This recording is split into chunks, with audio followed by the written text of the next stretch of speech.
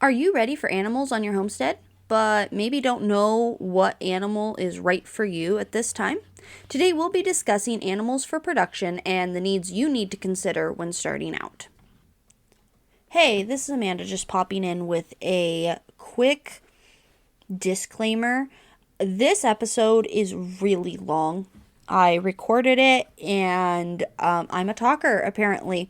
So if you want to drop down into the description, there is timestamps to all the different animals and the different categories. So you can search and listen to what you want to listen to, what's most relevant to you. I would love if you listened to the whole thing, of course, but I understand that you have a busy day. And so I encourage you to use the timestamps if that is of value to you, and happy listening. Welcome to Simply Living Homestead, where we empower homesteaders and preserve traditions. I'm your host, Amanda Carlin, and I help homesteading families bring peace and order to their lives. My friend, are you overwhelmed with all the tasks on your homestead? Do you wish for a mentor to guide you through the tough moments each day? Then you've come to the right place. Together we will learn to organize our homestead, love our families well, and walk in the peace of God. If you're ready to get unstuck from the constant feeling of overwhelm, then join us each week as we explore practical advice, inspiring stories, and heartfelt encouragement to help you thrive. Let's grow a sustainable, meaningful life together, both in the home and on the homestead. Welcome back to the homestead. Today we are talking about which animal should you start with on your homestead. Whether you are hoping to produce some of your family's food or it's just the thrill of all things homesteading, people love adding animals to their land. Let's break down the pros and cons of each animal and talk a little bit about why each one might be the right fit for you. A question I see floating around the homesteading community a lot is which animal is the best one to start with. I don't think that any animal is inherently easier, rather that there are animals who require more input or work than others. Today, I have grouped the animals into 3 categories. We have beginner animals, which are low cost, low input, low space needs. They are animals that would be considered pretty easy for startup purposes. Then we have the intermediate animals. These require more space, more fencing, a higher input of time or money. And then milking animals is the 3rd category. They require a high space amount, equipment, just more things that you have to have on hand, which, is more time and more money on your part. When you're considering an animal just by which one is easier, I really don't think that there's an animal that is necessarily easier. Every single animal requires specific needs. They require specific housing, specific care if they get sick. So it's not really which animal is easier, but how much time and energy and money do you want to be putting in? So that's how we're going to go through this. You can always try an animal, maybe go experience an animal at a neighbor's farm, and kind of get a feel for if you would even enjoy having that animal around. Because there are some animals rather, that are more enjoyable for specific people. The example for that is I love my dairy cows. I absolutely love them. My husband, not so much. He would much rather deal with like the pigs or, something else on the homestead. And, just because it's like normal for the homesteader to want a dairy animal or something doesn't mean that everybody's going to like it. And I really encourage you to find the things that you enjoy. What needs do you enjoy taking care of and, catering to in those animals? That's going to really help you make a decision on which animal is right for you. So today we will be talking about all of these things, hopefully in the appropriate amount of depth. So let's jump in to our first category, beginner animals. Low cost, low input, low space. I have 3 animals on this list. We have chickens, ducks, and rabbits. We will be going over all of them. And I would say probably all birds to a certain degree are probably in this category.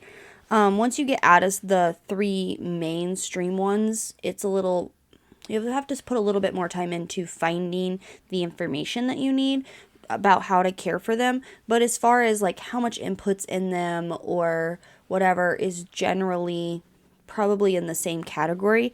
I've made the decision to keep my list to just kind of the mainstream animals, no niche animals. So let's talk about chickens. The pros for a chicken is that they're easy to care for. They have eggs and meat. They have pest control, and they are composters. So let's quickly break that down. Chickens can be either eggs or meat. They are producers of a product, so you can keep that animal alive, or you can process that animal so in its death it has a production. And there are benefits to both of those. I have found personally that I don't enjoy a dual purpose breed in that, oh, we're going to have them lay for 2 years, like the hens lay for 2 years, and then process them. They're not I mean, I do process them, waste not, want not, but they're not like that good eating chicken.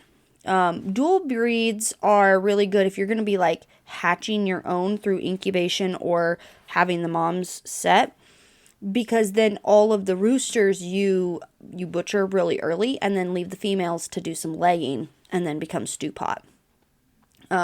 Chickens have a really good ability to be pest control. They love eating bugs. If you can free range them or have a big yard, maybe you can set your fencing up in such a way that they run with your other animals. They get along with basically everything else. I've seen them run with pigs. I've seen them run with cows, sheep. Basically, you just have to have some sort of protection depending on how close you are to, your predators. Lots of things love to eat chickens. So there's people who've run them like free range successfully. Other people who cannot run them free range for fear of how many predators they have around them. Chickens are natural scratchers. They are going to compost. They are going to dig things up. They are going to scratch around. They're not going to do huge piles, but they absolutely will turn stuff, and they will pick through it, and they will eat the bugs, and just really take care of some of that bug grass thing. Being able to run them that way, you can cut down on feed costs. We run ours out into the orchard. So that kind of helps with how much spraying we have to do in the orchard, because they're eating the bugs that are going to crawl up the trees and scratching around, aerating the soil a little bit. The cons of chickens is that depending on where you're at, predator proofing facilities are a must. Just basic chicken wire that you're going to find in the store, animals can get through that. So then you need to, especially if you're in an area that has, a lot of predators, you have to get something called hardwire cloth, and that's harder for the animals to break through. And so you can have a bit of startup there, depending on how many chickens you're wanting to run and all that sort of stuff. If you let them free range, they will scratch out your flowers and your garden beds, and then you're having to put fences around your spaces, like if you're free ranging them. So I've seen people, rather than fencing areas for their animals, they let the animals kind of free range, and they fence the spaces that they don't want the animals to go. So, it kind of depends on how you want to do that. The other con to a chicken is that if you get them as babies from the tractor store or a hatchery or a breeder, they will take at least 16 weeks to start laying that first egg. So something to keep in mind if you're getting babies. If you want to really get into it, there are oftentimes people who would be willing to sell you full-grown birds to give you time to then start some babies of your own while you have some layers.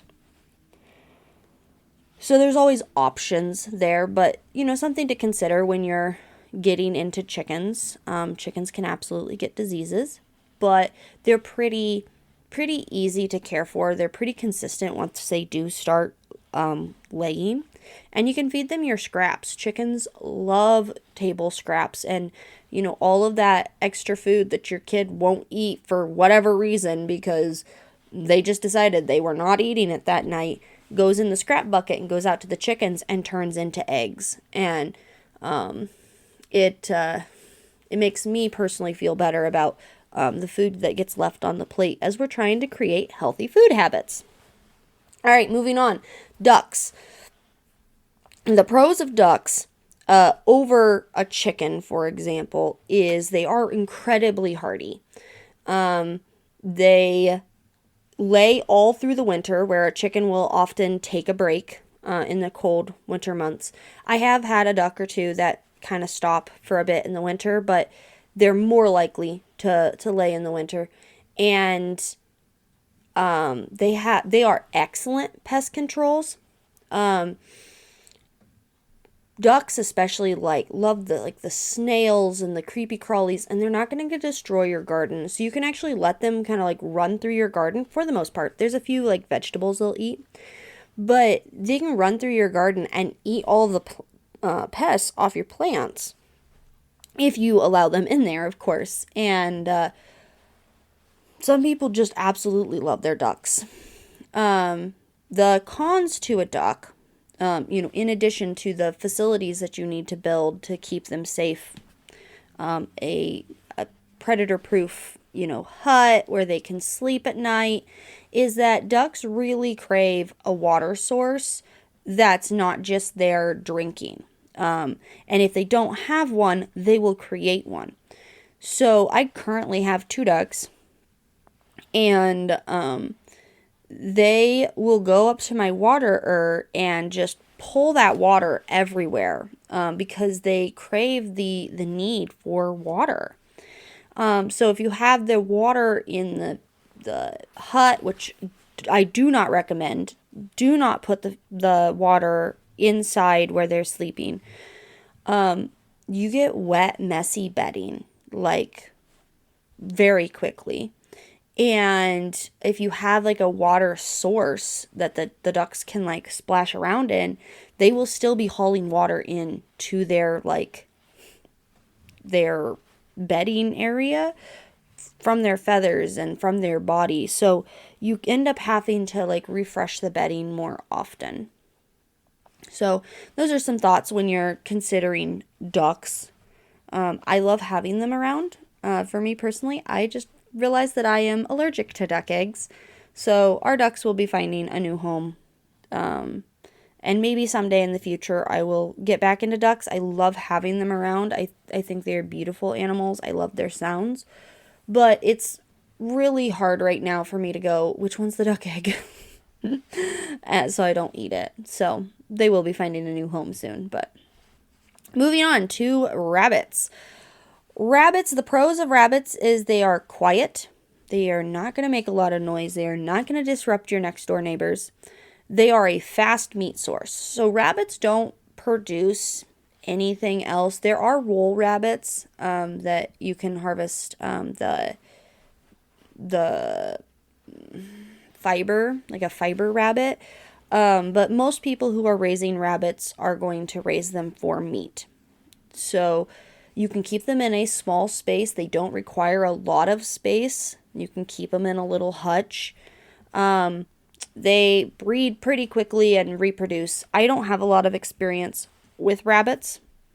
But I from the videos, from the resources that I've seen, it's they multiply. There's a reason there's a saying, multiply like rabbits.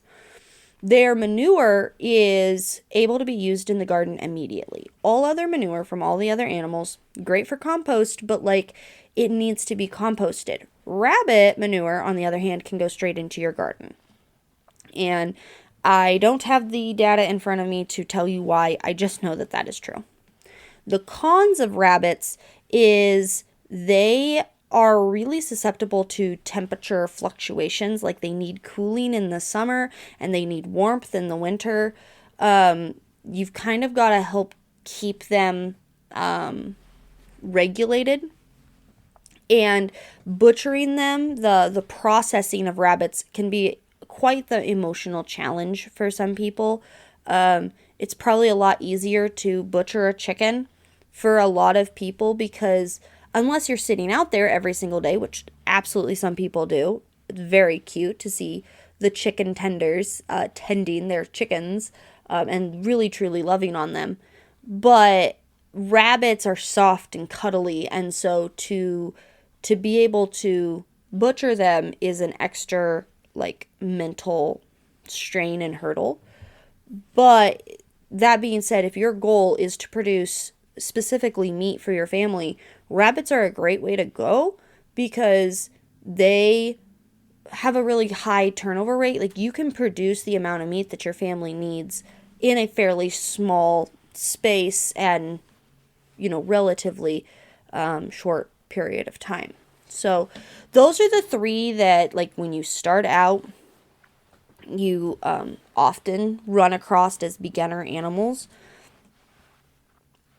Those are the ones that, don't require a whole lot of startup, but is going to start, supplementing your family with something that you don't have to then get from the store. So those are the ones that you absolutely can consider from the get-go. Now on to the intermediate animals. So if you've raised animals before or you are very committed to this, you've maybe spent some time with animals, you're very committed to the homestead, you want to get something that's a little bit bigger, or producing something that's maybe a little bit more niche, but still would like to stay in that budget. I have five animals on this list. They are pigs, meat goats, meat sheep, beef cows, and bees. So I'm going to try to go a little bit faster. I'm realizing we are over half done with our time and not half done with my notes. So let's see if we can go a little bit faster on the intermediate animals, why you might want to consider them on your property. Intermediate animals, they require more space. They require actual fencing, like something that has some substance to the fencing. And because of that fencing, because of the higher space requirement, they require a higher input of time, energy, and money. So there's something that if you're just kind of in town in the backyard, they might not be a good fit, especially if you're, not wanting to spend a lot of money. But they are pretty easy once you do a little bit of like research into that animal specifically. Pretty easy to acquire and then raise. So pigs have a very fast growth. From the time that they are born to the time that they are headed off to the butcher is about 6 months. So for something that produces a really good amount of meat, they have a very fast turnaround time. They have a very fast growth.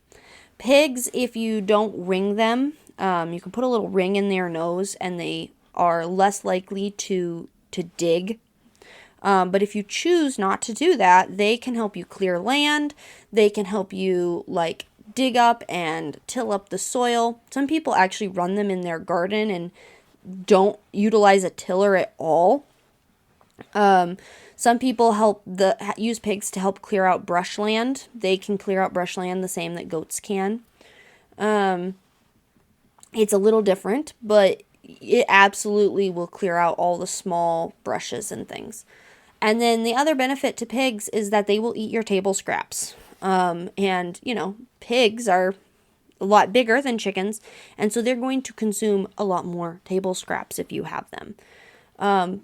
Pigs is one of those things where if you can find maybe a local farm that's pitching, if you're running a fall set of pigs, one of our local produce farms at the end of the season, if they have like leftover pumpkins or stuff that's like spoiling or whatever, we go and we get them. And that really helps like supplement, and you don't have to spend as much money on feed. The cons to pigs is that you must put in extremely strong fencing. You absolutely can train a pig to electric wire, to an electric fence, but they really do require at least a small area, relatively small, that is like pig fencing, like they call it hog panels or cattle panels. Cattle panels stand taller than hog panels, but they are a very hard wire metal fence with like holes in it. You can Google that to kind of see what that looks like. Those are not cheap panels. My family was blessed with having a bunch of them on the property that I've been able to utilize. But we're about out with all of my building and, use of these panels on the property. And I'm going to have to start buying them. And I looked up the price and I was not thrilled. I was not thrilled. They do require, like, the setup for the initial batch of pigs has a pretty high cost. And then pigs are rough on the land. So wherever you're going to set them up is kind of their permanent space, or at least semi-permanent space. Expect, if you want to then remove them and use it for something else, you might have to do a decent amount of smoothing and retooling of the land to get it to, function in a not pig-friendly fashion. Pigs like to dig holes. Pigs can sunburn, so if you're having them outside, having shade is like really important for pigs, or having something that they can kind of go under and hide, because pigs can absolutely get sunburn. Pig skin is the closest thing to human in the animal kingdom, and they absolutely get sunburns. I don't see it so much on my black pigs, but on my pink pigs, the first time they get out in the sun, from coming from the breeder, they are bright red, poor things, but they do get used to it. That is the reason that pigs waller in mud and make mud holes. Besides their rooting, is that they need to have that mud helps negate some of the sun damage. It acts like SPF. So something to consider if you're thinking about pigs. But pigs, you don't have to spend a lot of time with. So once you get it set up, once you do that work of getting their space set up, you don't have to handle them a ton if you don't want to. You have to go out once a day and feed them unless you get an automatic feeder. You have to go out once a day to put water out unless you have a big enough thing that you have to do that every couple of days. And, you go out, throw scraps and stuff. But other than that, you don't have to do a ton. And then you can absolutely butcher pigs yourself, but you can send them off to a butcher. So at least in our area of Iowa, those easy animals that I listed first, beginner animals, nobody processes them. In Iowa, due to a recent law change, it's actually illegal to process rabbits, even yourself, but we do it anyway. We don't, because I haven't done rabbits yet, but anyway. But there's only one processor in Iowa that I am aware of that does rabbits. And for most people, distance is prohibitive. There's not a lot of chicken processors, even fewer duck processors. So it's something that if you process it for meat, you have to do it yourself. Where everything in this list, if you choose to process it, you can send them off to a locker, and you don't have to do that yourself and have the facilities to do the butchering. So that's a pro, I think. All right, meat goats. Meat goats are hardy. They are ridiculously hardy. They will clear out your brush. You can kind of stick them in an area and they will eat it down. They're also climate adaptable. They work very far north. They work very far south. They're an animal that's very accessible to a lot of people. The cons with goats is they are escape artists. you really do have to make really good fencing. If you run electric, which they can absolutely stay in electric, it's got a shock. Goats will find out when that electric fence is down almost immediately because they're constantly getting close and testing things. I honestly think they can kind of feel the electric, surrounding vibrations. At least some of them definitely seem like they can.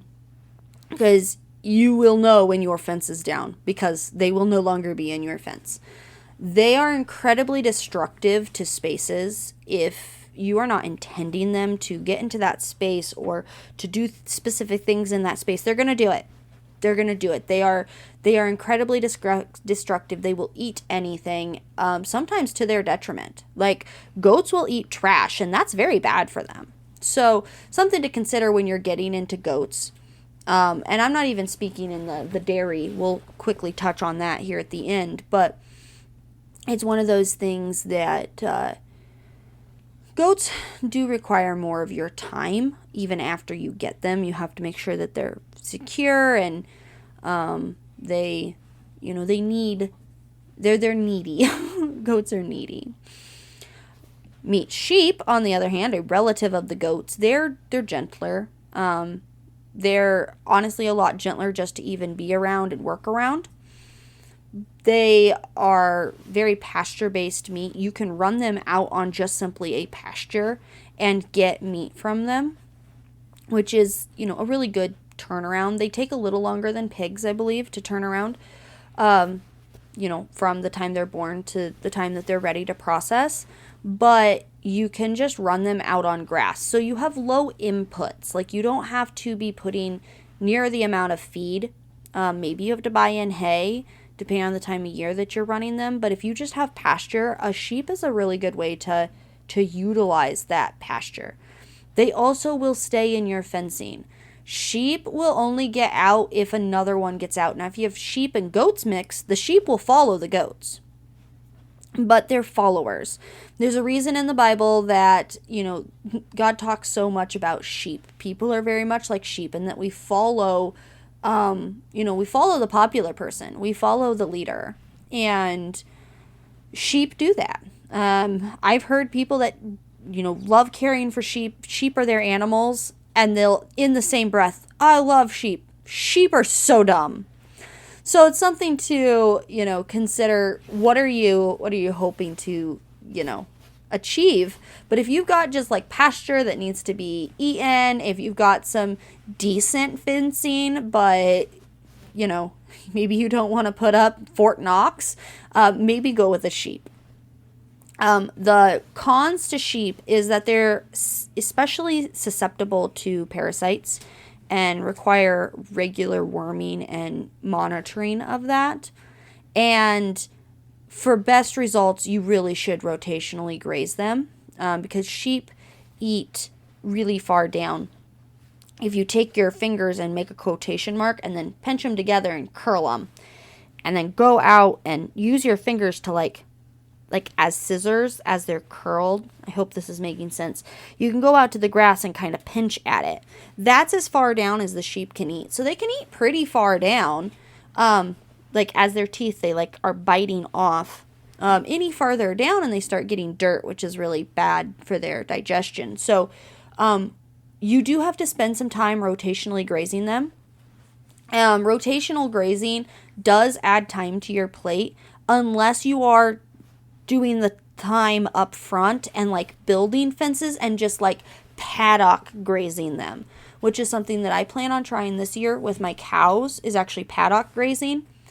Rotational grazing, you have the ability to make the space smaller if you need it to be eaten down faster. It's a whole science that we're not going to get into. But paddock grazing is where you take your field and you just break it up into a bunch of paddocks so you can rotate them through there. But the animals are doing a little bit more work to choose how fast that grass is getting eaten down. There's pros and cons to that, but sheep would be a great way if you have pasture.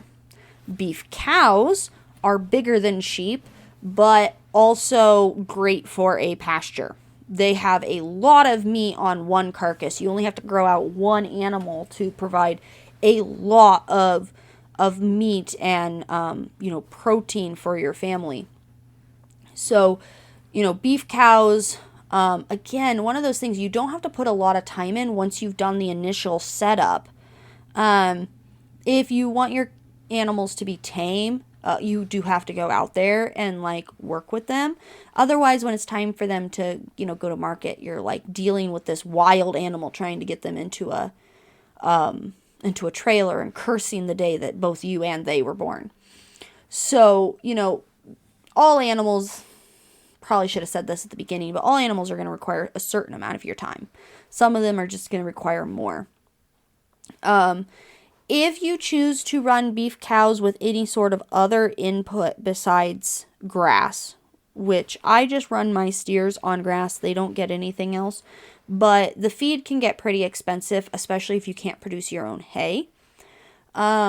Steers take 16 to 24 months to grow out. So a lot longer than a pig, for example, in the how fast your turnover is. So yeah, you're only feeding out one carcass. You're only feeding out one animal. But it's going to take a lot longer to get to that finished production stage. So it's expensive in the long run that you have to be buying hay over the winter unless you have a way of producing it yourself. And you need a lot more space when you're running cows. I think I read somewhere that you can put 3 sheep to an acre, where a cow you can only put 1 to an acre. So something that, if you're wanting to run solely grass specifically. Depending on the cow that you have, the breed, the variety, the temperament of the specific cow, you might need pretty good fencing. My dairy cows don't tend to get out a ton, but all of my steers like to push the fencing, realize when the fence isn't working anymore. And we have had to put cows back, which is fun. So you might need, at least stable fencing. You can absolutely run cows on 1 or 2 electric wires, as long as those wires have a good charge. As long as you're reminding that cow that they can't go through that. It's a psychological barrier. Beef cows don't have to have shelter. I think you should provide all of your animals with a way to get away from the rain and the wind if they so choose. But they are a little bit more hardy than your dairy cows, where you absolutely need to be providing them shelter. All right, last thing on the intermediate animals, I have bees. Now, bees are something that you're not harvesting the animal. You are harvesting what the animal produces. You can do bees in a very small space. So much like our beginner animals, small space, you're getting honey. Everyone loves honey. If you can produce enough for your family and then get rid of some, you can barter with it all day long. People love honey. And they provide pollination for you and your neighbors and your neighbors' neighbors. Bees are excellent to have around. The intermediate part of bees comes with, there's a very high startup cost to bees. It is very high. Bees, just like one colony of bees, in our area currently is costing around $400 just to get it in. And then you have to have the hive and the tools and the ability to remove the honey from the frames. And if you're kind of out and away, farmers like to spray. You're out in the country, farmers will spray their fields, and those chemicals absolutely kill bees. If you're in town, when they're spraying for mosquitoes, this great benefit to being in town, you don't have to deal with mosquitoes, but it's going to kill your bees if you're not careful, where they're positioned, or letting the city know, hey, I have bees back here. If you're in town, the other thing is that sometimes there's been concerns about, what about the neighbors? Just a quick note on that, something to be aware of. Absolutely. But bees will generally travel up to get where they're going. They'll like kind of go up and then shoot away to wherever they found a pollen or a nectar flow. So for the most part, they're not going to bother your neighbors. But it might be helpful to, if you're in town, to touch base with your neighbors and find out if any of them are severely allergic. We haven't had a lot of problems here on our farm, but we do have a couple of people who my grandpa carries an EpiPen due to for allergic reactions to bees. And I have found that I am also starting to develop some of those things. The more I get stung, the worse I react, which is not fun because my husband is absolutely a beekeeper and, trying to figure out how best to position them on the farm and whatever. But then they come up and they go to the yard and get the clover and you're like, okay, I can't go barefoot right now because the bees are out. So just something to think about. Bees also require overwintering, and they have a high die-off rate if things aren't done properly. Since moving to Iowa from our home in Ohio, we've really struggled to keep bees alive over the winter. We're hoping if we do the bees this year, still trying to decide if we buy them in this year, but if we do bees this year, we're going to do a couple of things different. So there's like a high learning curve to bees. The nice thing about bees is that most areas have a bee association that you can kind of get in touch with, and they'll help you with, well, this is what this area kind of requires, and this is the problem you're struggling with. Okay, great. Here's some solutions to that. And beekeeping associations are great resources if bees and honey and that sort of thing is something that you're wanting to get into. All right, our last category, and then we'll wrap up here. I realize that we are running long, so thanks for hanging out with me this long, is milking animals. Milking animals are in their own separate category as the third hardest animal, shall we say, to work with. And the reason is they require way more time input. And then for startup, a lot of times, there are ways, let's be clear, there are ways to save money in this startup. There is for every single one of these things that I've mentioned. But milking animals just simply require more equipment. So it's one of those things where you do kind of need to commit to it. And I would not recommend a milking animal as one of your first animals if you're just getting to that place where you're like, oh, I want to start doing some of these things. I would not recommend a milking animal. I love my milking animals. But the longer I'm in this, the more that I am so keenly aware of it's not for everyone. So let's go over some of the milking animals. We have milking goats, dairy cows, and then I also have fiber sheep as one that as opposed to meat sheep that require extra equipment and extra care. So let's talk about dairy. Dairy animals require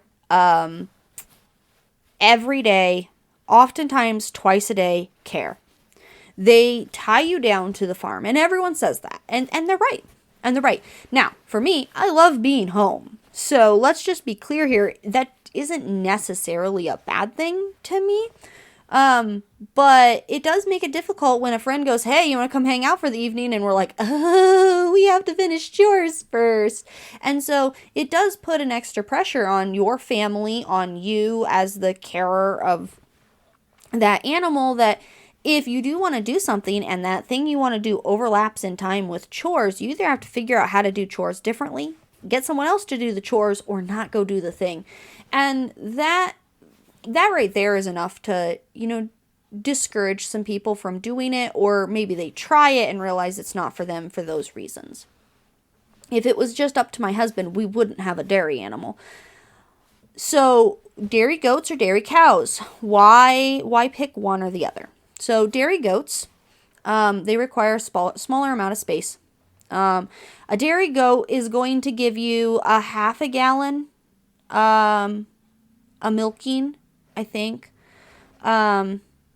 That's about right. It's about a half a gallon per milking per goat.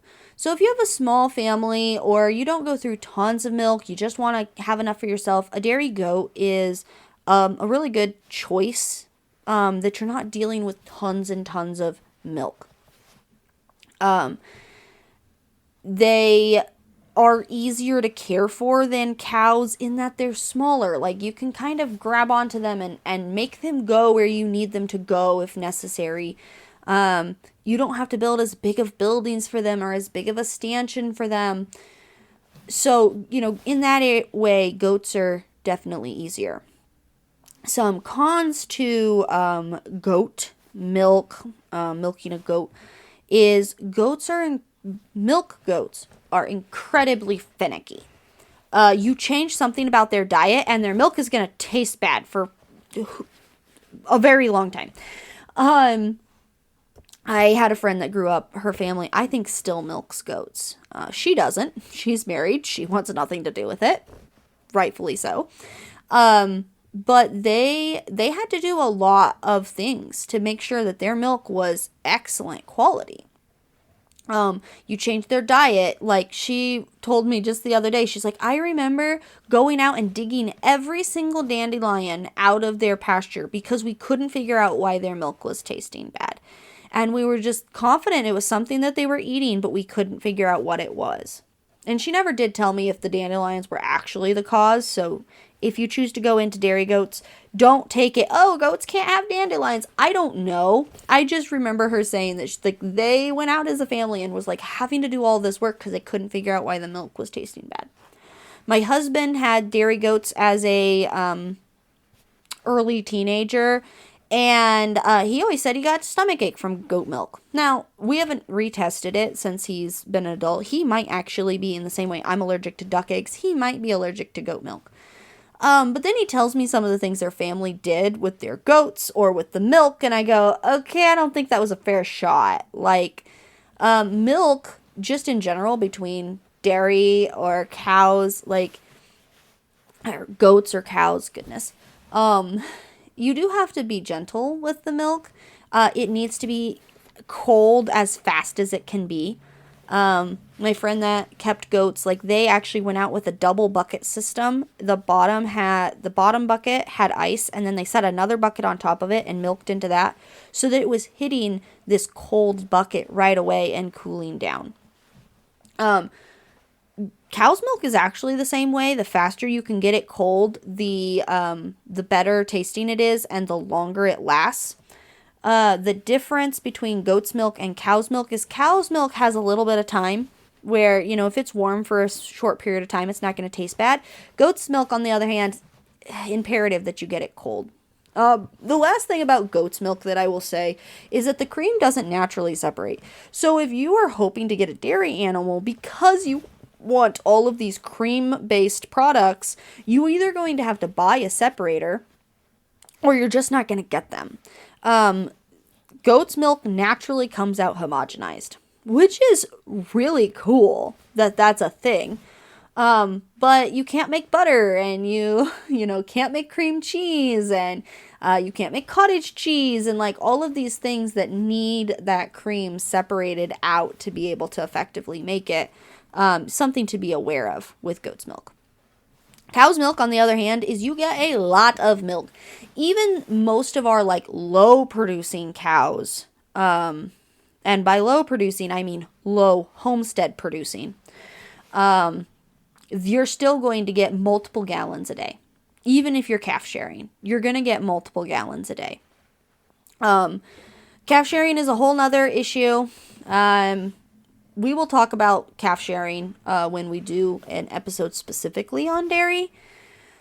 But for now, just know that, unless you're wanting to maybe supply a neighbor or two with milk, or you're wanting to make a large amount of cheeses and that sort of thing, cow's milk, you might be overwhelmed by it. Now, that being said, if you have pigs, you can absolutely feed the extra milk, to your pigs. Pigs love it. Pork that has been fattened on milk is amazing. Putting a plug in right now. We are raising some pork that is being fattened on grass-fed. If you are in the Des Moines area and looking for pork, hit me up. We are taking orders right now to secure whole and half hogs for summer of 2025 butchering dates. So if you want to get in on that, now's your call to do that. Absolutely delicious to fatten them that way. So if you have multiple animals on your farm, highly encourage you to put your extra milk there. But cows generally, unless you get one that's not nice, is a gentle animal. They can absolutely be trained to do exactly what you want. You can lead them around if you spend enough time like teaching them what you want. They're creatures of habit. They'll kind of just do what they want you to do. Once everything is set up, it's fairly easy to take care of them, but there's a lot of steps involved, like I was kind of mentioning with the goats. A cow, you need larger space than you need for a goat. And dairy cows, I am an advocate for feeding grain or something beyond grass to your cows. It takes a lot of work to get a cow to a place where they both hold their condition and only eat grass. There are people that do it. If you are very adamant that that's something that you need to do, you're going to spend a pretty penny buying those genetics or a long time making those genetics in your herd. So something to consider there. And like I said with the goats, it's a daily commitment. Even if you're calf sharing, generally speaking, you can't leave. You can maybe once a day, like maybe not do it in the evening or something. I've heard of people who, after that initial flush of milk is going, like they can maybe not milk it all on Sunday, but then they need to kind of go right back to it, because if a cow isn't milked out, if it isn't cleaned out, it's going to get mastitis and it's going to get really sick, and that's not a good thing. So they do require more maintenance, more observation, and more care. So something to think about when you're looking at dairy animals. The last thing on my list, and I don't have any experience in this, so I'm going to touch it as briefly as possible, and you know how much I talk, is fiber sheep. Different than meat sheep, where meat sheep are kind of woolly and they aren't really growing their hair out for the sake of growing fiber. Fiber sheep need to be sheared. So they require all the same inputs that a regular sheep would, but they're growing, the thing they're producing is hair, essentially. It's wool. I believe the difference between meat sheep and fiber sheep is that meat sheep actually have hair, and fiber sheep have wool. I don't really understand it beyond that. If you do, chime in the comments. Let us know more about fiber sheep. But you do need a lot of, like, either you're going to be paying someone to come out and take that fleece off, or you're going to need to learn to do it yourself. Fiber sheep often aren't really used for meat value unless you're specifically buying into a multi-purpose breed. So when it comes time to butcher them, or if you've got some rams that you need to butcher, you're not going to get as much meat off of them as you would even a meat sheep. So if you're wanting to get into that, it's one of those things where you're like, yeah, I like the fiber arts, or I'm really interested in this. Let's do this. Kind of in the same way that it's not for everybody, right? To be able to, like, you have so many steps to do with that wool after you get it off the sheep. It's not just raising the animal, it's then caring for the product too. So, just some things to think about. I'm sorry this one was so long, but I really hope, thank you for staying to the end. Thank you for hanging out for so long with me today. If this was of value to you, but you'd like to see it in a more concise fashion, I have a downloadable in the show notes. So click on the show notes and then you'll find the downloadable of just like a chart quickly outlining all of my notes and everything that we went through today. And you can kind of see the different inputs and things on that chart. So I hope that this helps you some to choose the right animal to start your homestead. Hopefully, it gives you a clearer picture of what to expect, whether you're considering chickens, goats, or even a larger animal like cows. Every animal comes with its own set of needs and rewards. So think about what's best fit for your homesteading goals. Next week, we're going to dive into all the ins and outs of raising chickens specifically, so make sure to subscribe and tune in for that. If you have any questions about the animals we discussed or want to share your experiences, shoot me an email at connect@simplylivingHomestead.com. I'd love to hear from you. Until next time, take it one step at a time. Whether it's adding animals to your homestead or just dreaming about this, you've got this. We'll see you next week. Well, neighbor, before you head out, I just want to say how much I've loved spending this time with you. If you too enjoyed our time together, don't forget to give us a follow and leave a quick review on your favorite podcast player. It really helps more women like us find their way to a simpler, more joyful life. And hey, if you know someone who'd enjoy this episode, why not share it with them? Let's keep growing this circle of encouragement together. Oh, and don't forget to join my email list. I've got some free printables and weekly tips waiting for you to help you live a purposeful, balanced life, one rooted right in the heart and home. Thanks for being here, friend. You're doing a great job. I can't wait to chat again next week here at the Simply Living Homestead.